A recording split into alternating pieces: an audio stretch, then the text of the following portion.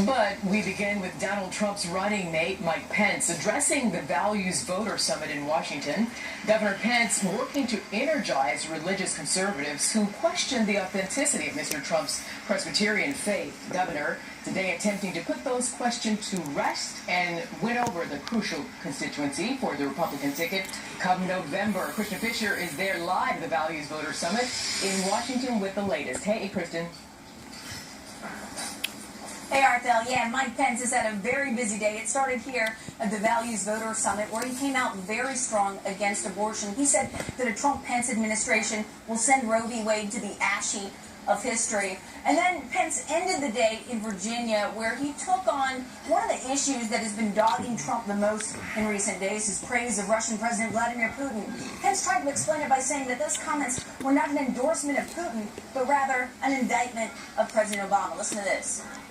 Donald Trump and I said that the small and bullying president of Russia was a strong leader on the world stage.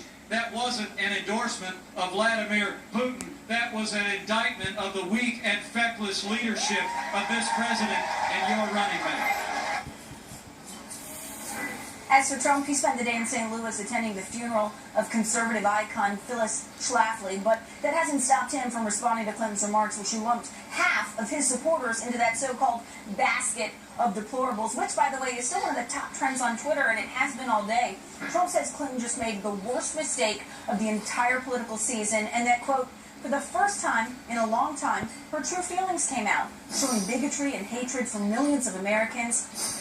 How can she be president of our country when she has such contempt and disdain for so many great Americans? And, at the same time, many of Trump's surrogates are now coming out and saying that this is Clinton's 47% moment, a reference to what Mitt Romney said back in 2012. Remember, he said that no matter what, 47% of American voters would not be voting for him because they are too reliant or they depend upon government handouts. So a lot of people inside the Trump campaign believe, or at least are hoping, that Clinton's comment will be just as damaging. Arthel? Okay, we'll keep an eye on it. Kristen Fisher, thank you. Eric? Well, meanwhile, Arthel, on the Democratic side, Hillary Clinton walking back some of those comments that Kristen just told you about Donald Trump's supporters. That has a lot of those supporters hopping mad. Mrs. Clinton saying half of Mr. Trump's support could be grouped in that, quote, basket of deplorables. There she is on camera. This happened during a fundraiser last night. Well, now in the wake of the firestorm caused by what she said there, Mrs. Clinton is now saying she regrets some of what she said.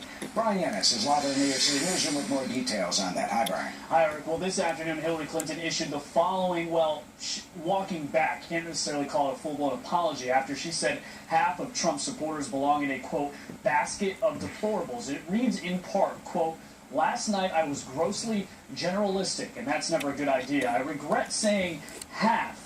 That was wrong. I won't stop. She then went on to say, I won't stop calling out bigotry and racist rhetoric in this campaign. As I said, many of Trump's supporters are hardworking Americans who just don't feel like the economy or our political system are working for them. Clinton made the controversial comments at a fundraising event here in New York City last night. She said half of Trump supporters legitimately feel like the government and the economy has let them down and they're desperate for change. But listen to how she described the other half of Trump supporters. To just be grossly generalistic, you could put half of Trump supporters into what I call the basket of deplorables. Right?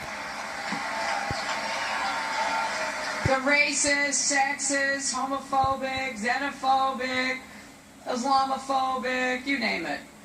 She also said some of those supporters were irredeemable and not America.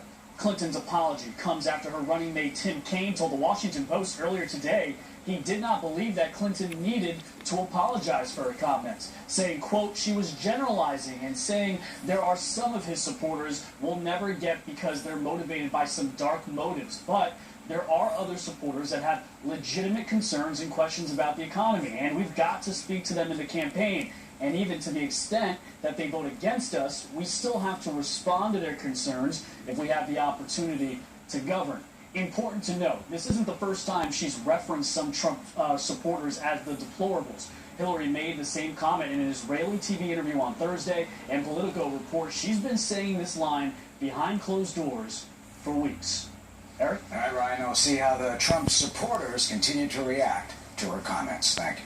Arthel. All right, Ryan, Eric.